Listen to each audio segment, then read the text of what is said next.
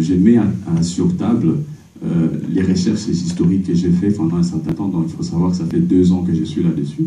Et depuis 2 ans, voilà les travaux personnels que j'ai su rassembler. Et j'ai décidé aujourd'hui, pour la première fois, de parler de l'histoire de l'Afrique. J'ai osé parce que ce n'est pas un travail facile. Donc je vois souvent des grands professeurs faire des conférences. Alors je me dis, mais tiens, pourquoi pas, moi aussi, pourquoi est-ce que je ne peux pas essayer de faire aussi quelque chose comme eux? Alors voilà, je me suis aventuré aujourd'hui devant vous pour parler de cette histoire très importante. Voilà, donc je vais, pas sans plus tarder, entrer dans le débat, dans la conférence. L'Afrique, berceau de l'humanité. Voilà, donc il faut savoir qu'il y a, selon les scientifiques, il y a, parce qu'aujourd'hui on va parler plus scientifiquement qu'idéologiquement. Donc on va écarter tous les interférences idéologiques, nous allons parler selon la science et nous allons rester strictement sur le terrain scientifique aujourd'hui. Donc il y a 2 milliards d'années en Afrique, nous assistons au fait à l'apparition de premiers organismes vivants, multicellulaires. Donc vous le voyez là, ce sont les scientifiques qui les ont, ils ont étudié ces organismes et ils ont mis en place sous forme d'études microscopiques et ils ont remarqué que voilà, ce sont ces organismes-là qui seraient à la base de l'éclosion de l'humanité. D'accord? Donc voilà. Et à environ 7 millions d'années en Afrique, nous assistons au soi-disant, moi je l'appelle soi-disant parce que je ne sais pas d'où se trouve vraiment la césure, hein, au soi-disant séparation de l'homme et de l'animal. Hein, c'est toujours selon les scientifiques. Et le monsieur que vous voyez ici, là, c'est Charles Darwin. Et Darwin est la personne qui a soutenu cette thèse pendant très longtemps, au début du XVIIIe siècle, hein, si je ne me trompe pas, au XIXe siècle, voilà. Donc, en 1859, exactement. Donc, Charles Darwin, au fait, le livre que vous voyez ici, il a même écrit un livre là-dessus. Selon lui, l'homme sortirait de l'animal. Donc, on voit ici un singe, et puis progressivement, l'animal devient un homme. Mais bon, le problème est que dans l'évolution qui nous présente là, il y a un petit souci parce que moi, je vois le stade de l'animal ici, et je vois que l'homme, comme par hasard, il arrive à se mettre debout, et puis il va petit à petit, et puis il devient progressivement un blanc. Hein? Pourquoi blanc, on ne sait pas.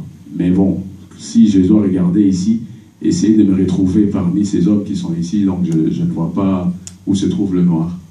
Donc pour moi, il y a un problème là, parce que s'il me dit que c'est celui-là l'homme noir, alors là je suis désolé, parce que moi je ne ressemble pas à ce type. Je ne ressemble pas du tout à celui-là. Alors voilà, c'est Darwin. Je ne sais pas si tu as un mot à dire là-dessus sur l'évolution de Darwin.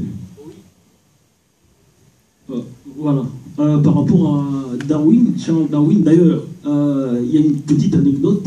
On lui crachait souvent qu'il avait la tête d'un singe. Pour ceux qui ne sont pas au courant, on l'appelait même le singe.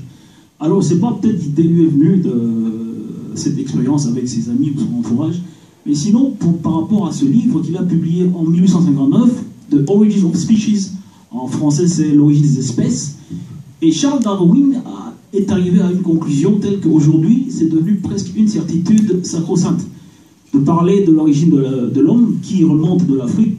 Effectivement, c'est vrai, d'après les traces, etc., des artefacts, etc., on a découvert que le premier homme, Homo sapiens sapiens, c'est-à-dire 2 fois sage, apparu il y a 200 000 ans, a commencé en Afrique, sous les latitudes du Kenya. Il a remonté le Nil, etc. Il a été voir, il a colonisé des endroits, colonisé pas au sens indo-européen, au sens tout simplement prendre possession d'un territoire et puis s'y installer quoi, définitivement plus ou moins. Mais si je dois schématiser, qu'est-ce que nous avons?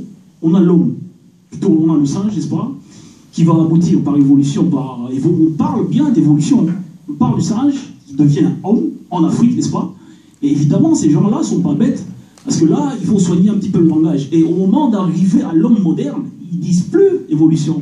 Ils parlent de mutation. Là, ils mettent des gants. Vous voyez?